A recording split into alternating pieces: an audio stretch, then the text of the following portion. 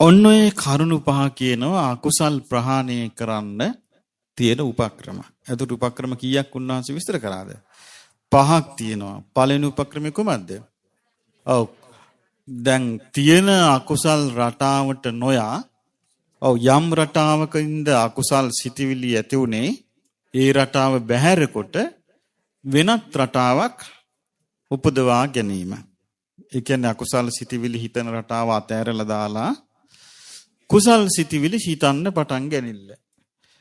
දැන් කෙනෙකුට පුළුවන් බුද්ධානුස්සතිය හිත හිතින්නකොට අකුසල් හටගන්නේ නැති යනවා.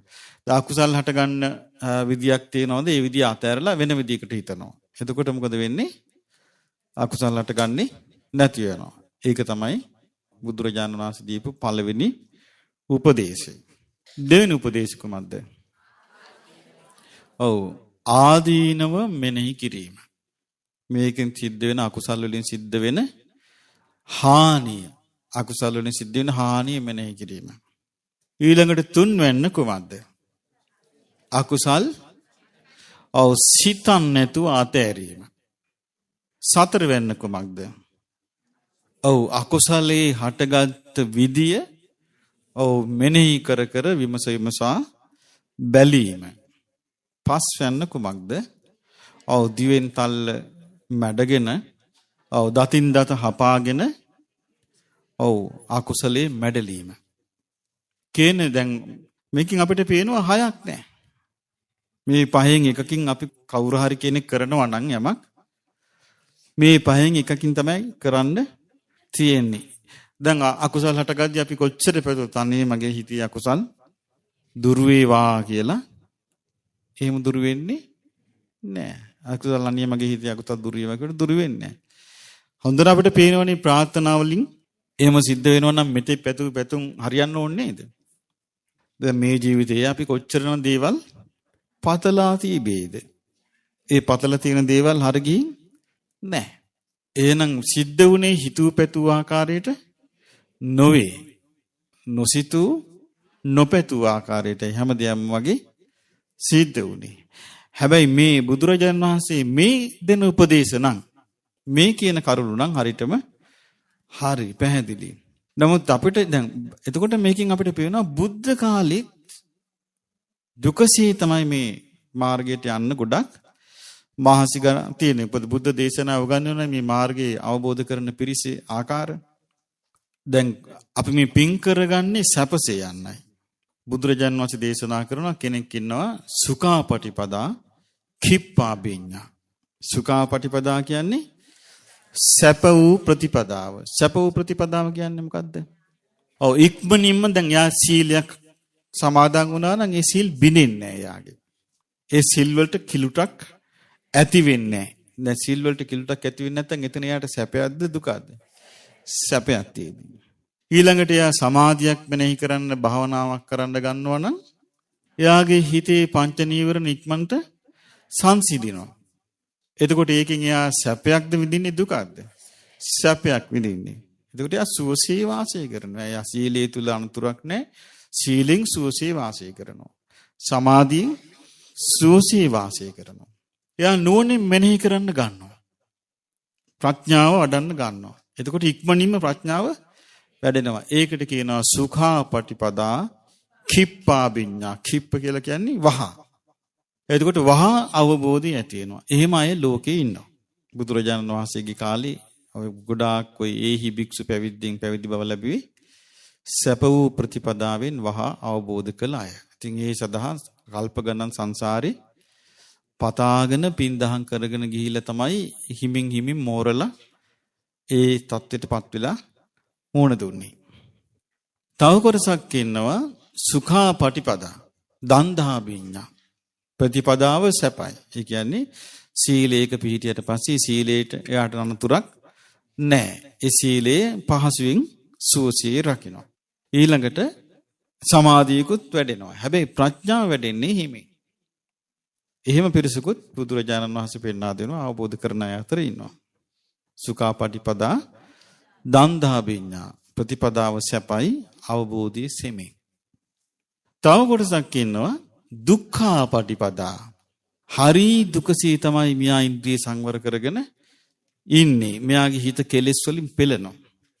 දුක්ඛා පටිපදා. මේ සමාධියක් ඇති කර ගන්නවා මේ සමාධිය ඇති වෙනවා මේ නැති වෙනවා. මේ කුසල අරමුණක් මහන්සි ගන්නවා උපද්දවා ගන්න. ඒක මේ උපද්දවාගෙන පොඩ්ඩක් කුසල් වඩාගෙන එකට ඔන්න ආයෙත් ඒක නැති වෙලා යනවා. එතකොට යාට ඇති වෙන්නේ මොකද්ද? දුකක්. එතකොට යා කෙලෙස් වලින් බැටකකා තමයි මාර්ගය තුල රැඳිලා ඉන්න තියෙන්නේ. ඒකට මොකද්ද කියන්නේ? දුක්ඛා පටිපදා. හැබැයි එහෙම හරි රැඳිලා ඉන්න කෙනෙකුට කිප්පා විඤ්ඤා. ඒ වහාම ඇති වෙන්න පුළුවන්. සාරිපුත්ත මහරහතන් වහන්සේ අයිති වන්නේ සුඛා පටිපදා කිප්පා විඤ්ඤා. සැප වූ ප්‍රතිපදාවෙන් වහා අවබෝධ කළ. මොග්ගල්ලාන මහරහතන් වහන්සේ අයිති වන්නේ දුක්ඛා පටිපදා කිප්පා විඤ්ඤා. මොකද මොග්ගල්ලාන මහරහතන් වහන්සේට සමාධිය ඇති කර ගැනීමේදී හරියට පීඩා විඳ නිදිමතේ. මොග්ගල්ලාන මහරහතන් වහන්සේ මුල් කාලේ බුදුරජාන් වහන්සේ 이르දියෙන් වැඩම කළා කියනවා මොග්ගල්ලාන ඔව් සමාධිය වරද්ද ගන්න එපා. සමාධිය හොඳට පිහිටව ගන්න. ඉතින් උන්වහන්සේ කියනවා මොග්ගල්ලාන රෑ නිදිමතෙද්දී එළියට බැහැලා අහසි තරු දිහා බලන්න. මොග්ගල්ලාන මුහුණ හොද ගන්න. මොග්ගල්ලාන අත් දෙකෙන් හොඳට කන් දෙක අතුල්ලන්න රත් වෙන්න. බැරිම වුණොත් පොඩ්ඩක් වෙලා ඇල වෙලා ඉන්න කියනවා. එතකොට අපිට පේනවා මුගලන් මහරහතන් වහන්සේට චීන මිද්දේ තිබිලා එතකොට ඒක සපක් නෙමෙයිනේ. එතකොට දුක්ඛා පටිපදා හැබැයි හරි ගියව ගමන් කිප්පා වෙඤ්ඤා. මොකද උනේ? වහා අවබෝධ කළා. එතකොට බුදුරජාණන් වහන්සේගේ කාලේ වැඩ හිටියා රහතන් වහන්සේලා දුක්ඛා පටිපදා කිප්පා විඤ්ඤා. සුඛා පටිපදා කිප්පා විඤ්ඤා පිරිස සසරෙන් එතර වෙලා. සුඛා පටිපදා දන්දා විඤ්ඤා පිරිසත් සසරෙන් එතර වෙලා. දුක්ඛා පටිපදා කිප්පා විඤ්ඤා පිරිසත් සසරෙන් එතර වෙලා. ඉතුරු වෙන්නේ දුක්ඛා පටිපදා දන්දා විඤ්ඤා. ප්‍රතිපදාව දුකසේ අවබෝධය සෙමින්. එහෙනම් අපිට මාන්නයක් ඇති කරගන්න කිසිම කරුණක් නැහැ. අපි නම් මේක කරගන්නවා. එහෙම කියනවනේ. අපි නම් මේක කරගෙන මම නම් අතයින් අපි මේ නිකන් කියමු. ඒක තියෙන්නේ ප්‍රතිපදාව වැඩෙන ආකාරයේ මතයි. මේක ප්‍රතිපදාව දියුණු වෙන ආකාරයේ මත මිසක්කා අපේ කීම මත සිද්ධ වෙන දෙයක් නැහැ. මම නම් මේක කොහොම හරි කරගන්නවා කියලා කිව්වා කියලා ඒක සිද්ධ වෙන්නේ නැහැ. අනේ මේක මට නම් කරගන්න අමාරුයි කිව්වා කියලා ඒක සිද්ධ වෙන්නේ නැහැ. අමාරුවෙන් හරි හිමෙන් හරි සිද්ධ වෙන්නේ ප්‍රතිපදාවේ හැසිරෙන විදිහ මතයි. නේද? ඒ නිසා ඒ ප්‍රතිපදාව දියුණු කරගනින්න තම තමන් විසින් හොඳට නුවණ පාවිච්චි කරලා කරන්න ඕන දෙයක්. දැන් බුදුරජාණන් වහන්සේගේ කාලෙත් මෙහෙම තමයි. නමුත් සමහර විට අපිට හිතෙනවා මේ නිදහස් ආරණ්‍යයක් දැක්ක ගමන් මෙතන වගේ තැනක අපි දවසක් හිටියනම් නිකම්ම අවබෝධයක් කර යනවා කියලා අපිට නිකන් හිතෙන අවස්ථාවක් තියෙනවා. නමුත් ඒක පටන් ගත්තාම තමයි දුෂ්කරතාවේ තේරෙන. මේගී ස්වාමීන් වහන්සේ වගේ බුදුරජාණන් වහන්සේ කාලේ හිටියනේ මේගී කියලා උපස්ථාන කළා බුදුරජාණන් වහන්සේට. උන්වහන්සේ දවසක් වඩිද්දි ලස්සන අඹවණක් අයින් ගඟක් ගලනවා. දැන් ඉන්දියාව අදටත් එහෙම තැන් සමහර තැන් තියෙනවා. ලස්සනට අඹවණේ තියෙනවා ගඟ ගලනවා. මේක දැකලා උන්වහන්සේට හිතුණා අනේ මෙතන නම් කුසල් වඩන්න යස තැන කියලා. බුදුරජාණන් වහන්සේට ගිහින් කිව්වා භාග්‍යවතුන් වහන්සේ මට හොඳ තැනක් හම්බ වුණා.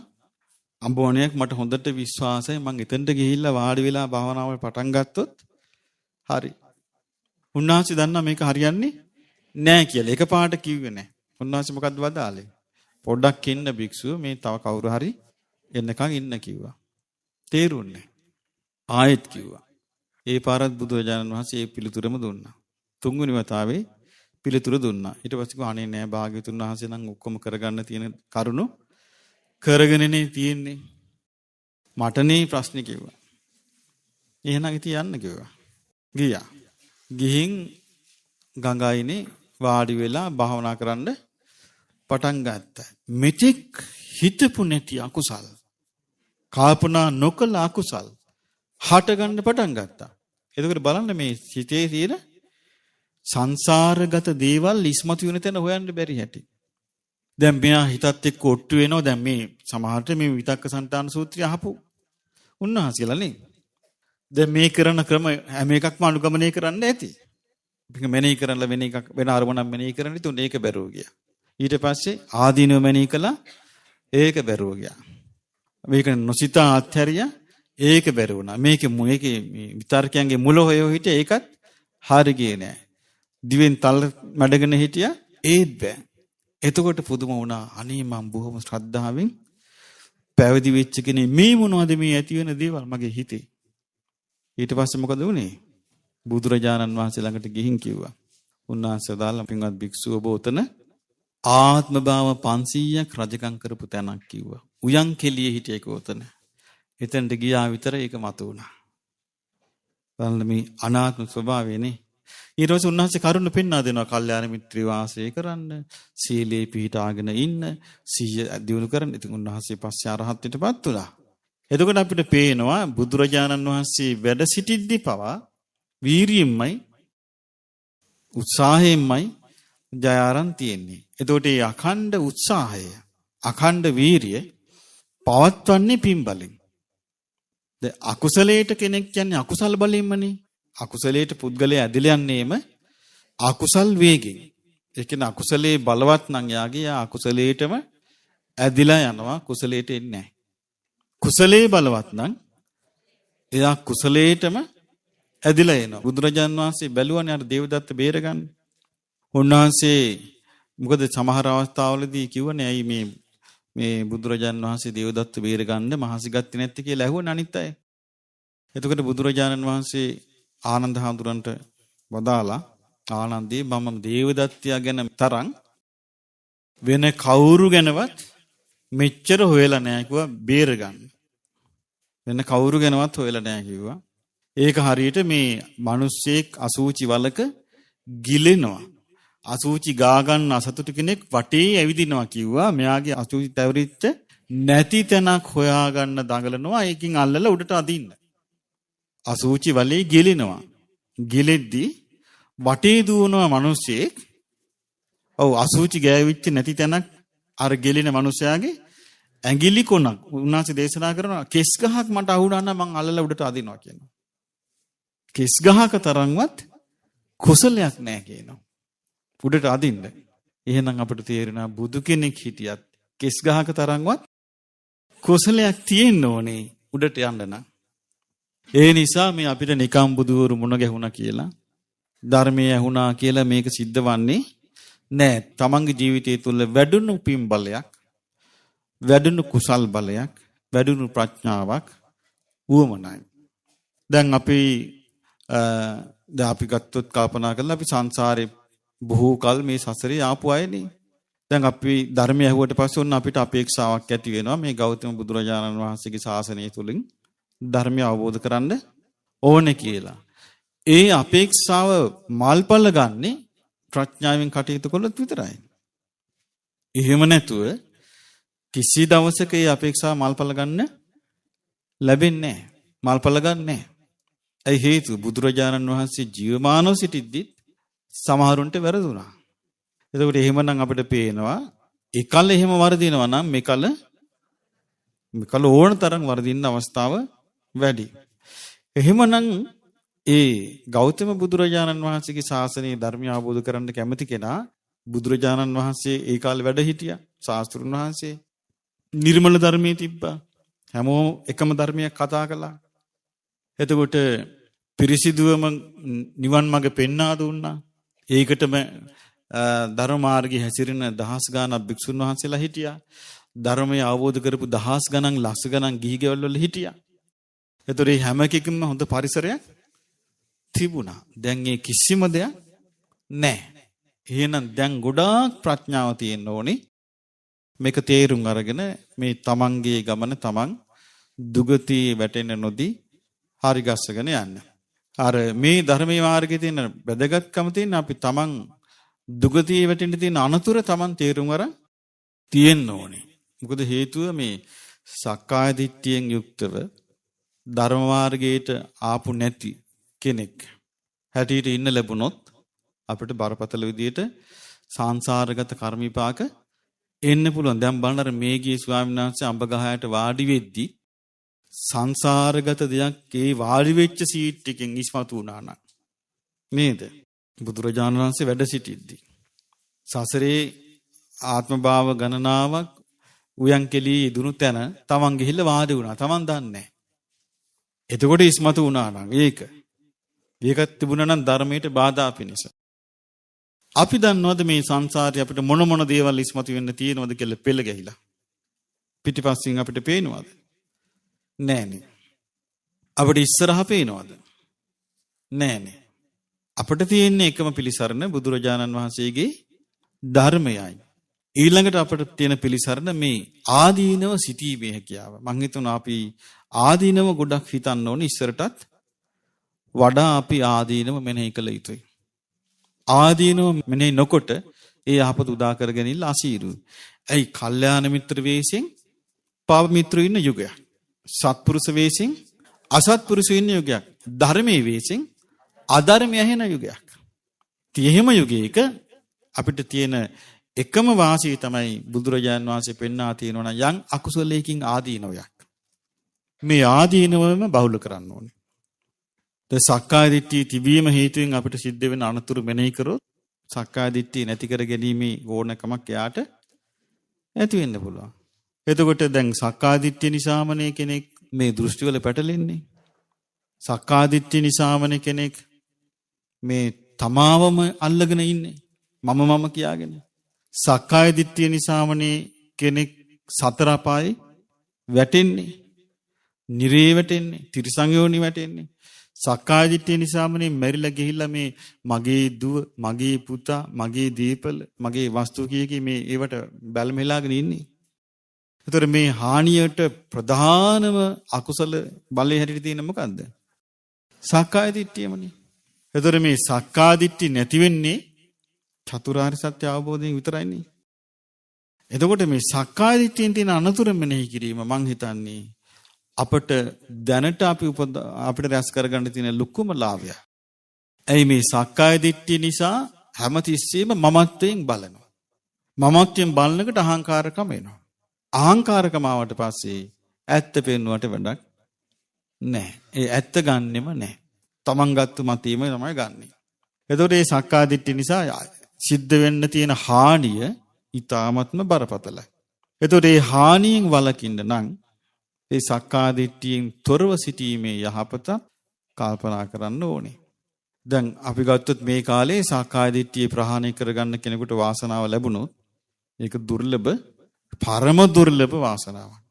ඇයි බුදුරජාණන් වහන්සේගේ ධර්මයේ දිහා බැලුවම උන්වහන්සේ පෙන්වා දීලා තියෙන්නේ ඒ පැහැදිලිව උන්වහන්සේ දෙවි කෙනෙක් ඇවිල්ලා බුදුරජාණන් වහන්සේට කියනවා භාග්‍යවතුන් වහන්සේ හිසගිනි ගත්තේ කෙගිනි නිවන ලෙස කාමරාගය ප්‍රහාණය කරන්න මහසි ගන්න ඕනේ කියනවා.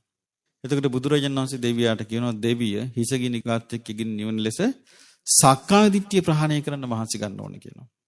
බලන්නේ දෙවියන්ට මොකද එහෙම කිව්වේ අර කාමරාගය ප්‍රහාණය කරන්න මහසි ගන්න කෙනා එකපාරට කාමරාගය ප්‍රහාණය කරන්න මහසි ගන්නවා. නමුත් සක්කාය දිට්ඨිය ප්‍රහාණය නොකොට කාමරාගය ප්‍රහාණය කරන්න බෑ. ඉතින් ඒ නිසා දෙවියන්ට උපදෙස් දුන්නෙත් එහෙමයි. එහෙනම් අපිට තියෙන්නේ සක්කාය දිට්ඨිය ප්‍රහාණය කරන්න ඕනේ කියන අදහසේ අපි ඉන්න ඕනේ. ඒතර සක්කාය දිට්ඨිය ප්‍රහාණය වුණොත් සීලබ්බත පරාමාසත් ප්‍රහාණය වෙනවා.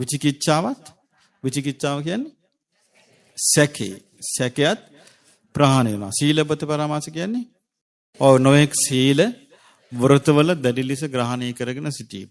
ඒක ප්‍රහාණය වෙනවා. එතකොට ඒ කෙනාට හරි විදියට ඇත්ත විදියට හිතන්න පුළුවන්. එතකොට ඇත්ත විදියට යාට කල්පනා කරන්න පුළුවන්. ඊළඟට සාධාරණ විදියට හිතන්න පුළුවන්. ඊළඟට මේ ලෝකේ භයානකකම යාට තේරුම් ගන්න පුළුවන්. අකුසලයට යට නොවි ඉන්න පුළුවන්. ඉතින් මේ නිසා මං හිතන්නේ මේ යුගයේ අපිට තියෙන ඉලක්ක අතර ඊටාම අපිට වාසිදායක ඉලක්කය තමයි සක්කාය දිට්ඨියෙන් අනතුරු තේරුම් අරගෙන මේ සක්කාය දිට්ඨිය ප්‍රහාණය කළ යුතුයි. මට මේක අනතුරක් මට මේ හිතේ තියෙන එක කියලා ඒක බැහැර කිරීමට හිතේ තියාගෙන ඉන්න අපිට වෙලා තියෙන්නේ මේක අපි මේ හිතනවා. දැන් ඔන්න ධර්මයේ කියද්දි හිතට එනවා. ඊළඟ මොහොතේ මතක නැහැ. ඒකනේ මේ පිනේ දුර්වලකම. පිම්මදිකම කියලා කියන්නේ ඒක. ඒ කියන්නේ පිනේ දුර්වලකම ඒකයි. එතෙන් අපිට හිතෙනවා මේ සක්කාදිට්ඨිය ප්‍රහාණය කරගන්න නැත්නම් කොයිතරම් අගේද කියලා හිතෙනවා. ඊළඟ මොහොතේ අපිට ඒක ආපහු අමතක වෙනවා. අමතක වෙලා ආයි සක්කාදිට්ඨියම බැස ගන්නවා. ඉතින් මේ නිසා යලි යලි හිතන්න, යලි යලි හිතීමේ හිතන එක අපි පිනෙන් තමයි ඇති කරගන්න තියෙන්නේ. හැබැයි පින ඉස්මතු කරගන්න තියෙන ලොකු වාසියක් ආදීනවේ මෙනෙහි කිරීම. ආදීනවේ මෙනෙහි කිරීම පින ඉස්මතු කරගන්න තියෙන ලොකු වාසියක්. මොකද ආදීනව මෙනෙහි කළොත් තමයි අපිට ගොඩාක් දුරට සත්පුරුෂයාලක රැඳෙන්න පුළුවන්. අසත්පුරුෂයාගෙන් සිද්ධ වෙන හානිය බේර ගන්න පුළුවන්. පාප මිත්‍යාගෙන රැඳෙන්න පුළුවන්. මේකේ අකුසල් වල ආදීනව මෙනෙහි කරොත් විතර කුසල් වඩන්න ඉපේ අපි. අනික කුසල් වඩන ආසාවක් ඇති වෙනවා. සක්කාය දිට්ඨිය ප්‍රහාණය කිරීමේ ආසාවක් ඇති වෙනවා. ඒකට බුදුරජාණන් වහන්සේ දේශනා කළ තියෙන ක්‍රමෝපායන් අපිට අනුගමනය කරන්න හිතෙනවා. මොකද ඒ අවශ්‍යතාවය නිසා. අන්න එතකොට ඒක නා ඒ විදිහට කල්පනා කරනවා. ඉතින් තමන්ගේම දැන් මේකේ උන්වහන්සේ පෙන්නලා තියෙන විදිය ගත්තොත් එමේ එක රටාවක් එක්කෙනෙකුට කියලා නෑනේ නේ. ඒතර සමහරට මෙහෙම කරගෙන යද්දි සමහර විට තමන්ට අකුසල් දුරු වෙන රටාව තමන්ට අහු වෙන්න පුළුවන්. එතකොට ඒ අහු වෙන විදිය තමයි තමන් කරගෙන යා යුත්තේ. මොකද හේතුව අපේ ජීවිතය තුළ අපි යම් අකුසල් රටාවක් ඇද්ද ඒ රටාව ප්‍රහාණය කිරීමට නම් ප්‍රහාණය කිරීමට උපදෙස් දෙන්න නම් කෙනෙකුට උවමනයි ඉන්ද්‍රිය පරියත්ත ඥානෙ. ආශ්‍යානුසය ඥානෙ. ඒ ඥාන දෙක තමයි බුදු ඇස කියන්නේ. ඒතර බුදු ඇසෙන් උන්වහන්සේට බුදුරජාන් වහන්සේට බලන්න පුළුවන්. ලෝකෙ වෙන කෙනෙකුට ඒ ඥාන නැහැ. අනේ මට කොහොමද මෙනෙහි කරන්න ඕනේ මං කොයි විදිහටද මෙනෙහි කරන්න ඕනේ කියලා බාහිරින් උපදෙස් අරන් විසඳන්න බෑ. ඇයි ඒ ඥානෙ තියෙන ලෝකේ නෑ. හැබැයි බුදුරජාණන් වහන්සේගේ ධර්මයේ ඕන කෙනෙකුට මේ දේශනාව ඒ විදිහටම තව කෙනෙකුට කියන්න පුළුවන්. එතකොට නෝන තියෙන එක්කෙනා ඒ දේශනාව අසුරු කරගෙන තමයි කල්පනා කරන්න තියෙන්නේ. බුදුරජාණන් වහන්සේ පළවෙනියකට උපමාවක් වදාලා. මොකද්ද උපමාව? අකුසල අරමුණ බැහැර කරන්න කුසල අරමුණට මාරු කරන්න ඕනි. ඔව් ලෑල්ලක ගහපු ඇණියක් ගලවන වඩුවා වගේ ඉන්න කියනවා. වඩුවා වෙන ඇණියකින් ආර ඇණියට තට්ටු කර ගලවලා පැත්තකට දානවා වගේ අකුසලේ මැඩලන්න කුසලයක් වෙනම කුසලයක් උපද්දවන්න කියනවා. එතකොට අර අකුසලේ මෙනෙන්නකොට කුසලේ මෙනෙහි කරන්න කියනවා. ඊළඟ එකට උන්වහන්සේ දේශනා කළා මේකේ තියෙන හානිය මෙනෙහි කරන්න කිව්ව කොයි විදිහටද? ලස්සන්ට ඉන්න කැමති කෙනෙකුගේ බෙල්ලේ සර්ප කුණක් හෝ බලු කුණක් හෝ මිනි කුණක් වැටුනාම ඒක වහා වීසි කළා දාලා පිරිසුදු වෙනවා වගේ ඒකේ තියෙන හානිය මෙනෙහි කරන්න කිව්වා. ඊළඟ එක අරමුණක් දැක්කම අකමැති එකක් එක්ක ඇස්වහ ගන්නවා එහෙම නැත්නම් අහක බලා ගන්නවා. මේ විදිහට මේ හිතේ ඇති වෙන අකුසල් මෙනෙහි නොකොට අතාරින්න කිව්වා. සිහි කරන්නේ නැතුව අතාරින්න කිව්වා. ඊළඟට මිනිස්සෙක් ඒක දේශනා කළේ මොකේද? අකුසලයේ මුල හොයලා ඒක විදර්ශනා කිරීම. ඒක කොයි විදිහට පෙන්වුවේ? අකුසලයේ හිත ඉන්න එක මොකක් වගේද කිව්වේ? ගාඩිය පෙරාගෙන මහන්සියෙන් දුවගෙන යන මිනිසෙක් වගේ කිව්වා. ඒතර එයා හිතනවා මොකද්ද මේ දුවන එකේ තේරුම? මීට වඩා හොඳයි හිමින් යනවා නම් කියලා හිමින් යනවා. හිමින් යනකොට එයා හිතනවා මොකද්ද මේ හිමින් යන එකේ තේරුම? මීට හොඳයි නවතිනවා. ඊට පස්සේ මේ නවතිනකටත් වඩා මට හොඳයි වාඩි වෙනවා නම්. ඊට පස්සේ හිතුවා වාඩි වෙන එකටත් වඩා හොඳයි මට හාන්සි වෙනවා. ක්‍රමක්‍රමයෙන් ගොරෝසු ඉරියව් සියුම් ඉරියව් වලට මාරු කරනවා වගේ මේ අකුසල් මූලයේ හොයා විදර්ශනා කර අකුසලයේ අතාරින්න කිව්වා. ඊළඟට මොකද්ද කිව්වේ? බලවත් පුරුෂයෙක් දුර්වල පුද්ගලයෙක් බේලෙන් අල්ලලා පෙරලලා දාලා යට කරනවා වගේ බලවත් වීරියක් අරගෙන දිවෙන් තල්ල තද කරගෙන දතින් දත හපාගෙන බලවත් වීරියක් අරගෙන අකුසලයේ වැඩලන්න කිව්වා. දැන් බලන්න එතකොට අපිට හරි පැහැදිලි. දැන් ඔය මම ඒක ඉස්සර ඉඳලා ඔබට මතකද මං කියලා තියෙනවා මේකේ කිසිම මල් යහනාවක් නැහැ. අපිට මේ නිකන් ගිහිල්ලා නිකම්ම ඔටෝ එහෙම අවබෝධ වෙන ක්‍රමයක් නෑ මේක වීරියෙන් කරන්න. දැන් මේ දේශනාවලින් හරි පැහැදිලි නේද? ඒ කාලෙත් කරලා තියෙන්නේ එහෙමයි. පැහැදිලි. අර පිම්බලේ තියෙන එක නා ඉතින් අර සුඛාපටිපදාවෙන් යන කෙනා යනවා. නැත්තම් පොදුවේ තියෙන්නේ දුක්ඛාපටිපදා. දැන් තේරි ගාත ගත්තත් අපිට ඒක සමහර අවස්ථාවල් තියෙනවා මේ අර තේරි ගාතවල අපිට හරි පැහැදිලි. දැන් අර පටාචාර හොඳට මිදූපු එක්කෙනානේ. දැන් අපිට තේරෙන්නේ නැහැ. ඒක දැන් අපිට උරුම වෙලා තියෙන මොකද්ද කියලා අපිට හොයන්න බෑනේ. දැන් පටාචාරාට උරුම වෙලා තිබ්බේ කාමෙ නෙමෙයි. විමුක්තිය. විමුක්තිය උරුම වෙලා තියදී තමයි ගෙදරදීම ඔව් පොඩි මේ කෙල්ල කාලෙම මේ රත්තරන් බඩටත් අරගෙන සල්ලිත් තරම් පැනලා ගියා. දැක්කනේ උරුම වෙච්ච දේ. පැනලා ගියේ සැප හොයාගෙන. ආවි කොහමද? මෙලෝ සිහියක් නැහැ. ඇඳිවත නැහැ. අසනීප වෙලා. විමුක්තිය දෙන්න කෙනා ළඟට එනකොට එහෙම ආවේ. ඇයි උරුම වෙලා තිබ්බේ විමුක්තිය. හැබැයි මාර්ගේ පටකාල වැටුණා ඊට පස්සේ. භික්ෂුණීන් වහන්සේලා හරියට පින් දීලා තියෙන පටාචාරාට පටාචාර භික්ෂුණීස අපිට මේ වීරිය ගත්තේ කියන. පටාචාර භික්ෂුණිය පුදුම විදියට මේ කාලේ පැවිදි වෙච්ච අයට පුදුම විදියට වීරිය ඇති කරවලා. ඒ වීරියෙන් තමයි මේක කරලා තියෙන්නේ. ඒතර අපිට පේන කවුරු හරි බාහිරින් යම්කිසි තල්ලුවක් දීලා තියෙනවා. ඒකෙන් තමයි ඒක කරගෙන තියෙන්නේ. ඒ නිසා අපිට බාහිරින් දැනට තියෙන්නේ බුදුරජාණන් වහන්සේගේ ධර්මයේ විතරයි. ඒ නිසා ඒ ධර්මයත් අපි දුකසේ ඇසිය යුතුයි.